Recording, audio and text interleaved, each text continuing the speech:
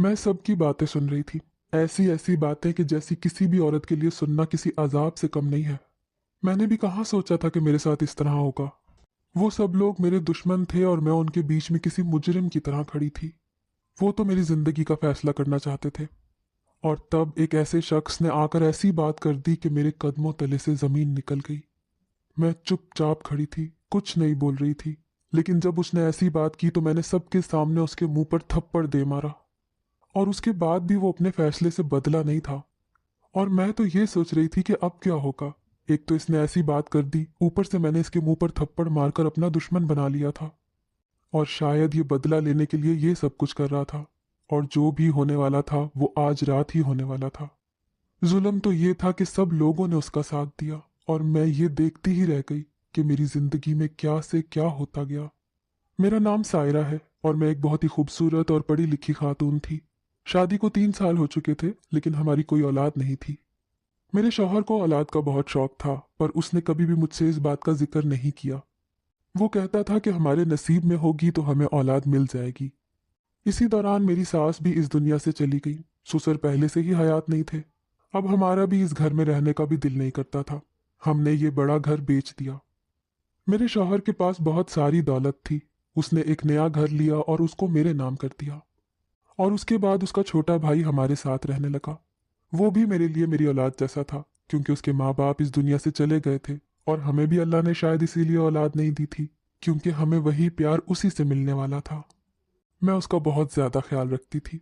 उसका नाम जमील था। वो बहुत ही ज्यादा खूबसूरत भी था और अपनी उम्र से बहुत समझदार था। उसकी बिल्कुल भी कोई ऐसी हरकत नहीं थी जो कि उस उम्र के लड़कों की होती है। ना तो वो गली में जाकर किसी से खेलता था, ना ही किसी के साथ उसकी दोस्ती थी। बस वो अपनी दुनिया में ही रहने वाला लड़का था। शायद माँ बाप की मौत ने उसे ऐसा बना दिया था।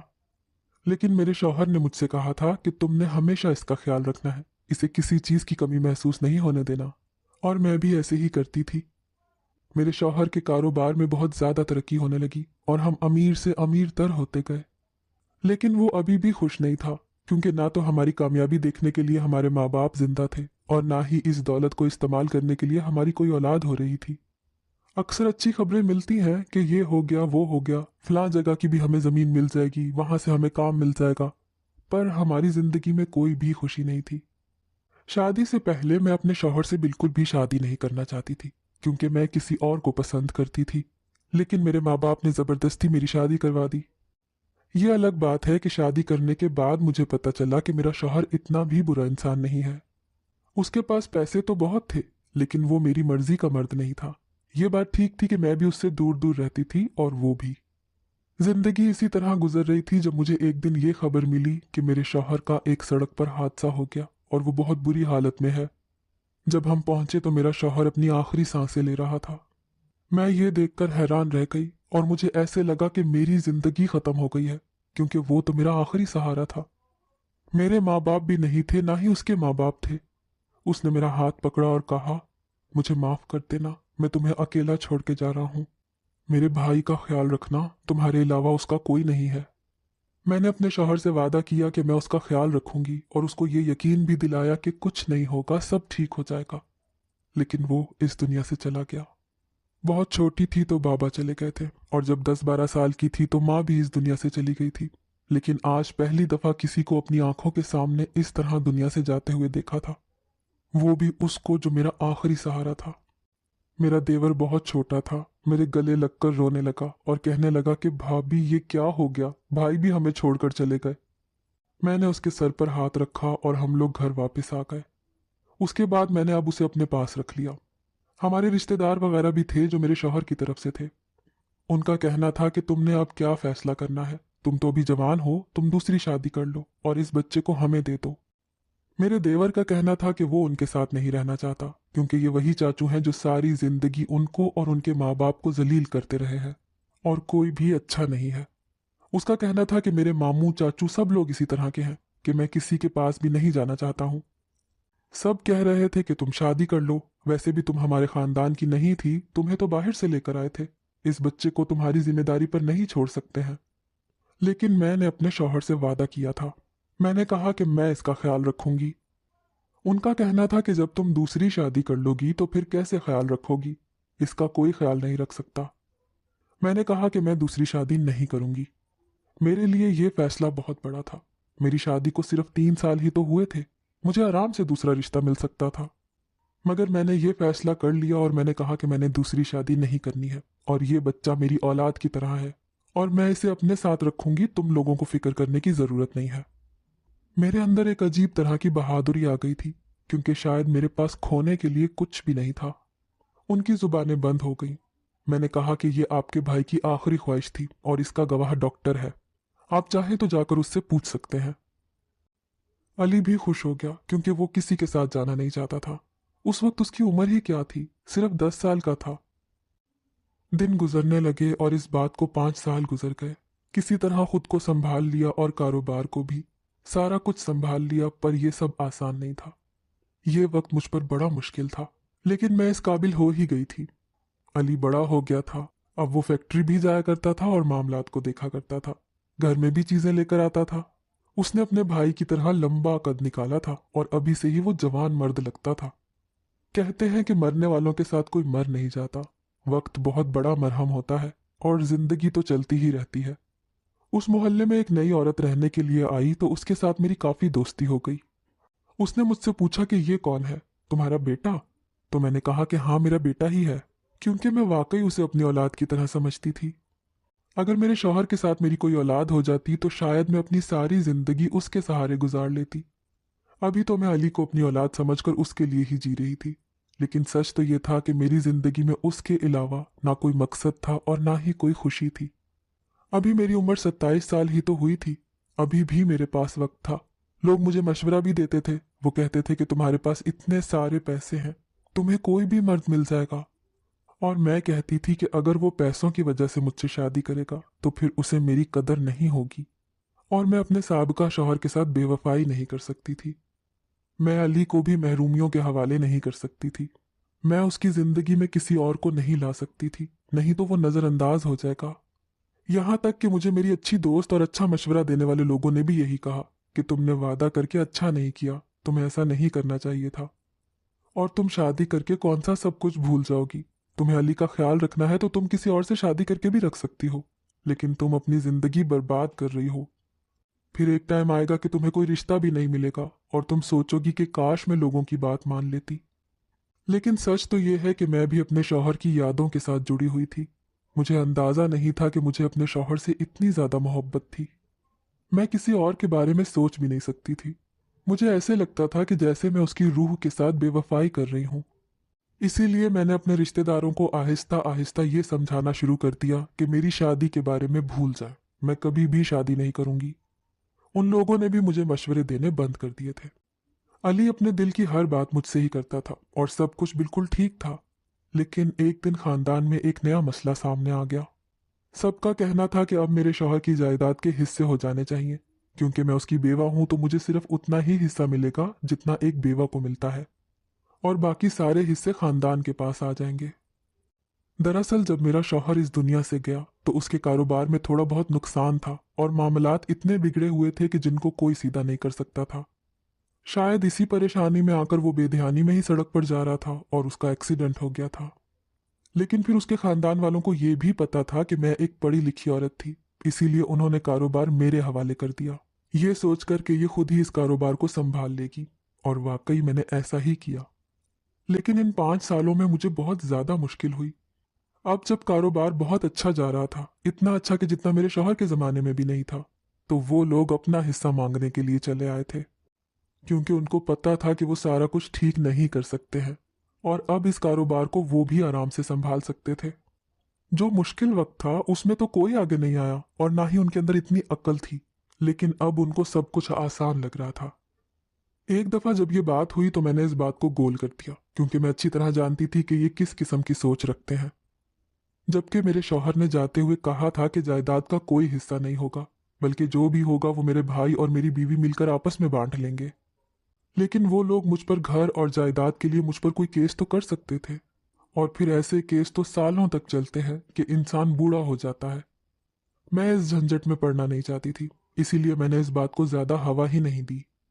लेकिन ये जायदाद का मामला था और जायदाद भी करोड़ों की थी, इसीलिए वो लोग बार बार फोन करते और ये बात कहने लगे।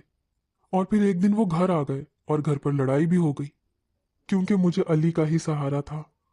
लेकिन जब वो वापस जा रहे थे तो वो आया और उन्होंने उससे भी कोई बात की और कहा कि हम कल दोबारा आएंगे।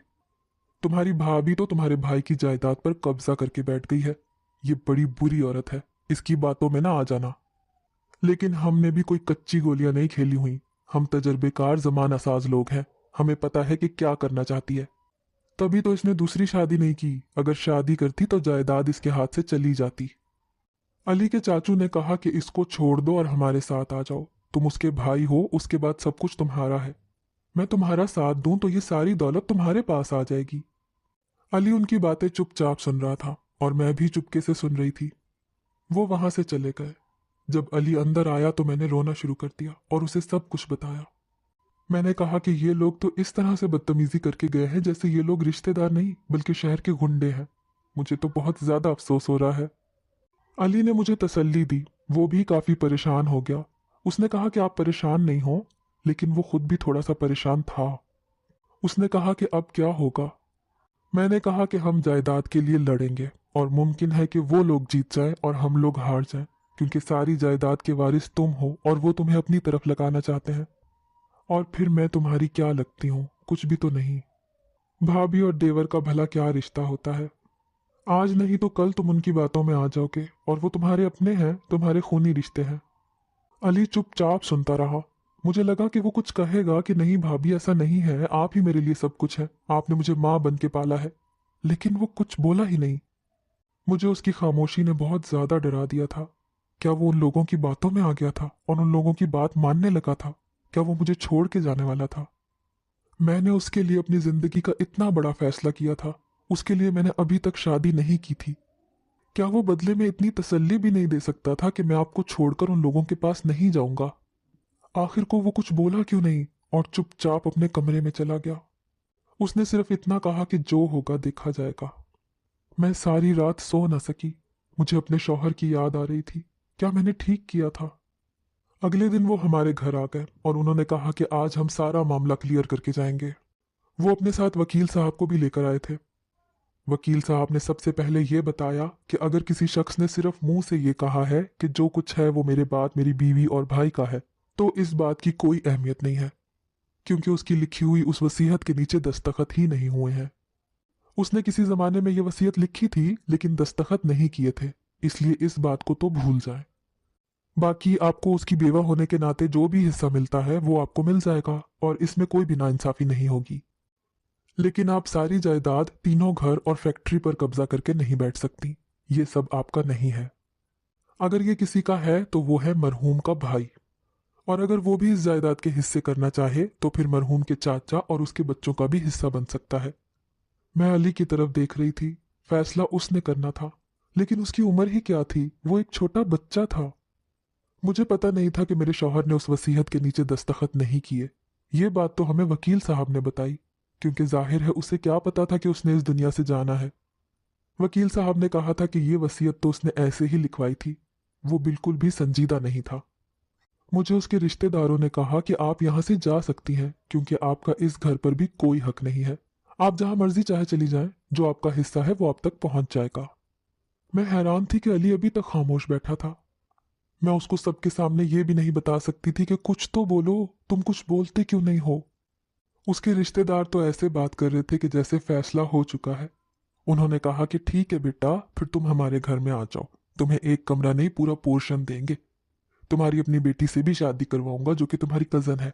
अभी तो मंगनी कर देंगे, शादी 2 साल बाद करेंगे। और इस औरत ने तुम्हारा इतना ख्याल रखा है, हम इसको थोड़े पैसे ज्यादा दे देंगे, ये भी अपनी जिंदगी शुरू कर सकेगी। अली ने मेरी तरफ देखा और फौरन नजरें फेर ली। फिर उसने कहा, वकील साहब, बात यह है कि ये औरत भी इस घर में रहेगी और मैं भी इस घर में रहूंगा, और आप लोग यहाँ से जाएंगे। सबका कहना था कि तुम उसके साथ क्यों रहोगे, वैसे भी तुम्हारा इसके साथ रहना ठीक नहीं है, ये तुम्हारा कोई महरम रिश्ता नहीं है। फिर अली की जबान से वो लफ्ज निकल गए जो मैं कभी भी सुनना नहीं चाहती थी। उसने कहा कि हाँ, ये मेरा महरम रिश्ता नहीं है और मेरा इनके साथ कोई रिश्ता भी नहीं है। भाभी और देवर का भला क्या रिश्ता होता है, वो भी तब जब भाई इस दुनिया में ना रहे। लेकिन मैं रिश्ता बनाऊंगा इनके साथ। ये बात सुनकर सब हैरान रह गए।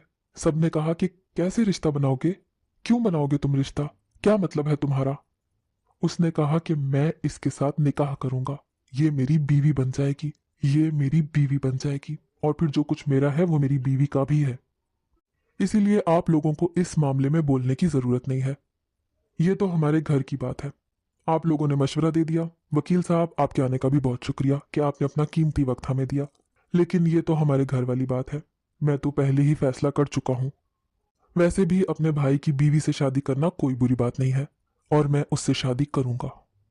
ये सुनने की देर थी कि मैं पागलों की तरह उठी और मैंने सबके सामने अली के मुंह पर थप्पड़ दे मारा। सब लोग हैरान रह गए। मैंने कहा कि तुम मुझसे शादी करोगे, शर्म नहीं आती तुम्हें ये बात करते हुए। मैंने तुम्हें माँ की तरह पाला है, और तुमने ये बात की भी कैसे, सोची भी कैसे तुमने ये बात, वो भी सबके सामने। तुम्हारी इतनी जुर्रत, तुमने ये सब कुछ बोला। मैं तुम्हारे भाई की बेवा हूं, मोहब्बत करती हूं तुम्हारे भाई के साथ। मैंने तुम्हें औलाद की तरह पाला है, और तुम आज मेरे सामने खड़े होके इस तरह की बातें कर रहे हो। अली ने मुझे गौर से देखा। आज मुझे उसकी आंखों में किसी बच्चे का प्यार नहीं, बल्कि एक मर्द की अजीब सी ख्वाहिश नजर आ रही थी। मैं उसकी तरफ ज्यादा देर देख ही नहीं पाई। सब ने उसे कहा कि इसके लिए तुम हम सबके खिलाफ जाने को तैयार हो, अपनी से बड़ी उम्र की औरत से शादी करना चाहते हो, जिसने सबके सामने तुम्हारे मुंह पर थप्पड़ दे मारा, तुम्हारी इज्जत नहीं रखी। अली ने कहा कि ये तो पहले भी मुझे थप्पड़ मार देती थी जब मैं कोई गलत काम करता था। इसको मेरी माँ बनने का बहुत शौक है। मैं इसको अपनी माँ नहीं, अपनी बीवी बनाना चाहता हूँ। हम लोग आज ही निकाह करेंगे, और ये मेरे साथ अगर निकाह नहीं करेगी तो इसको 1 रुपया भी नहीं मिलेगा, और मैं इसको इस घर से निकाल दूंगा। ये बात सुनकर मैं तो वहीं पर बेहोश हो गई। जब मेरी आंख खुली तो मैं अस्पताल में थी, और अली भी मेरे सामने खड़ा था। उसने कहा कि आप कैसी हैं। मैंने कहा कि जिंदा हूं, लेकिन तुम एक काम करो, किसी डॉक्टर को कहो कि मुझे जहर का टीका लगा दें ताकि मैं मर जाऊं। आज मेरा मर जाना ही बेहतर है। उसने इस बात का जवाब नहीं दिया और कहा कि घर चलिए, कारी साहब और 4 गवाहों का इंतजाम हो गया है, आज हमारा निकाह है। मैंने कहा कि ये सब क्यों कर रहे हो, तुम पागल तो नहीं हो गए। अपने भाई के बारे में सोचो, क्या जवाब दूंगी मैं उसको। उस पल को याद करो जब मैं तुम्हारे बाल बनाया करती थी, तुमको स्कूल भेजा करती थी, तुम्हारे लिए नाश्ता बनाया करती थी, तुम्हारे कपड़े धोती थी, तुम्हें पढ़ाती थी। जब तुम परेशान होते थे तो मैं तुम्हें अपनी औलाद समझती थी, और तुम भी मुझसे अपने दिल की हर बात किया करते थे। क्या ये सब तुम्हारे दिमाग में बहुत पहले से चल रहा था?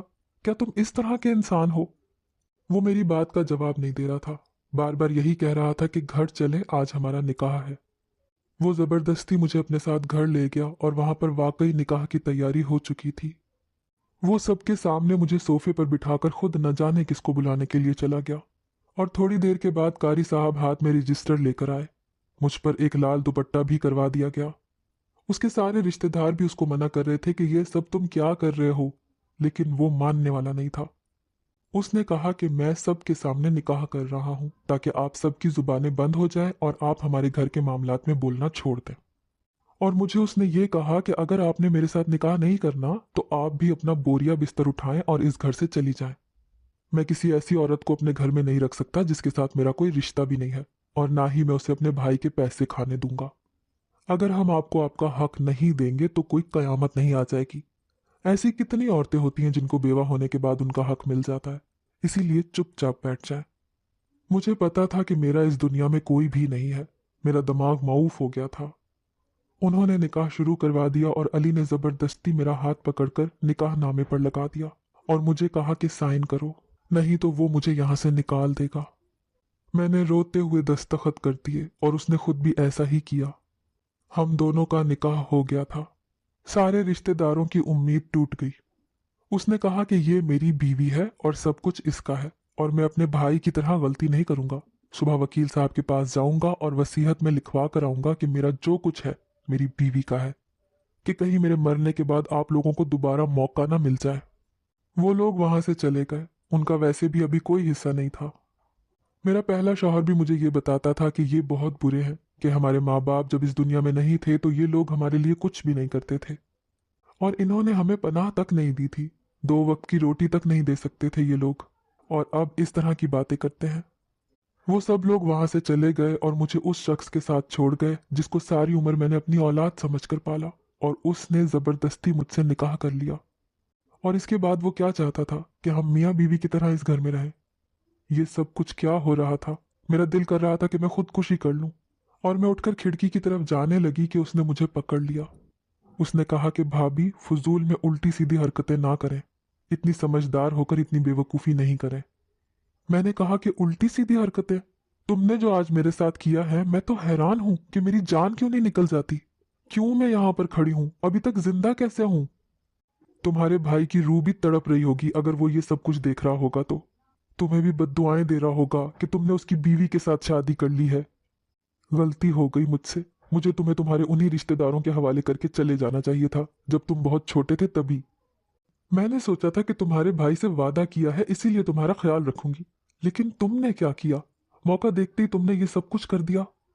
इसका मतलब तुम्हारी हमेशा से मुझ पर नजर थी और तुम मेरे साथ ये सब कुछ करना चाहते थे। जो तुम्हें पहला मौका मिला और तुमने जरा भी देर नहीं लगाई। फिर तुम किस किस्म के इंसान हो? तुम्हारे ऊपर मेरी तरबियत का असर नहीं है और तुम्हारे खानदान के खून का भी असर नहीं है, क्योंकि तुम्हारा भाई जैसा भी था पर तुम जैसा बिल्कुल भी नहीं था। अली ने मुझे सर से लेकर पांव तक देखा और कहा कि अब आपकी बात हो गई हो तो कमरे में चलें। मैं ये बात सुनकर हैरान रह गई। मैं फिर से उसे थप्पड़ मारने लगी तो उसने मेरा हाथ पकड़ लिया। उसने कहा कि मैं कह रहा हूं कि अगर आपकी बात खत्म हो गई तो अपने कमरे में जाकर सो जाएं, क्योंकि हमारा कोई भी निकाह नहीं हुआ है, वो सब कुछ झूठ था। वो मौलवी, वो सब मेरे दोस्त थे। मैं उनको पहले से ही समझा कर लाया था ताकि ये रिश्तेदार हमें हमारे हाल पर छोड़ दें। हम दोनों का बिल्कुल भी कोई निकाह नहीं हुआ है। आप मेरी माँ की जगह हैं। आपको क्या लगता है मैं ऐसा कर सकता हूँ? आपको अपनी तरबियत पर भरोसा नहीं है? ये जानकर मुझे बड़ा अफसोस हुआ। क्या आपने मेरी तरबियत इस तरह की थी? ये सुनकर मेरे तो औसान ही खता हो गए थे। मैंने कहा, क्या मतलब है? उसने कहा कि ये लोग हम पर केस कर देते और हमारी आधी जिंदगी अदालत के चक्कर लगाते हुए गुजर जाती, इसीलिए इनके मुंह बंद करने के लिए मैंने ये सब कुछ किया था। अब हम ये फैक्ट्री और ये जगह बेचकर दूसरे शहर में चले जाएंगे और वहां जाकर नया कारोबार शुरू करेंगे, जहां पर हमें कोई भी नहीं जानता होगा। आपकी जगह है और हमेशा आप मेरी माँ की जगह रहेंगी।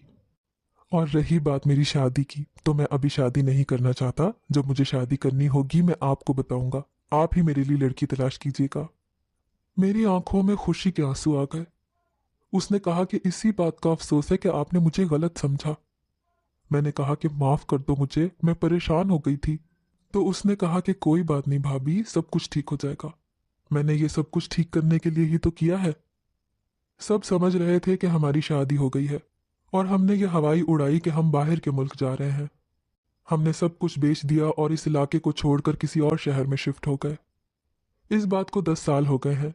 अली 25 साल का हो गया है। मैंने उसकी शादी कर दी है और अब उसके साथ ही रहती हूँ। मेरी जिंदगी उसी तरह गुजर रही है। मुझे अपनी जिंदगी से कोई शिकायत नहीं है। अली की औलाद होने वाली है। मुझे ऐसा लगता है कि बस वही मेरी भी औलाद है। उसी को पालूंगी और बाकी की सारी जिंदगी इसी तरह गुजार दूंगी।